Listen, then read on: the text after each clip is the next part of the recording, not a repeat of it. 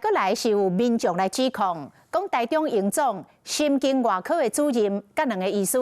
竟然互无执照的医材厂商入去开刀房，帮病人来开刀，而且已经有3年这么久了。讲至少已经有180个患者，伫不知情的状况下，或者无牌的医材厂商来开刀。台中营总讲，已经成立专案小组来调查，若查出来是事实，会甲3个医师送人评会定罪处罚。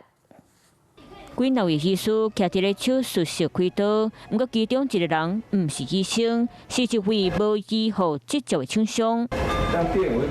就翕到厂商伫咧甲人斗开刀的，就伫咧台中营总，民众惹了先经外科医师，互无执照的医材厂商去手术房内底开刀。这一段画面，其中一个人是中营先经外科主任，并伫粉红色手术帽仔就是厂商，当时伊当伫咧做类似镜手术。另外一段画面嘛是先经外科医师含开刀房的护理师徛伫咧边仔，斟酌看厂商伫咧操作。投诉人讲，这个行为已经做超过3年时间。有特定的厂商，他为了要让他的东西可以进去，然后呢，就有点采取类似的商业模式，就是你跟我采购，我帮你代工，那代工是帮你开刀。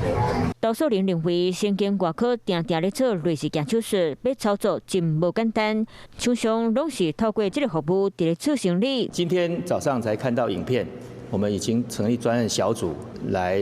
研究这个影片的真实性。台中营总发文字声明强调，病院内底拢有规定，厂商必须到病院内底恢复医疗器材，活动的范围袂当超过管制区，同时嘛禁止任何非医疗人员做医疗行为。案件已经开始伫咧调查，待尽量正办，主任含2位技师拢会去处罚。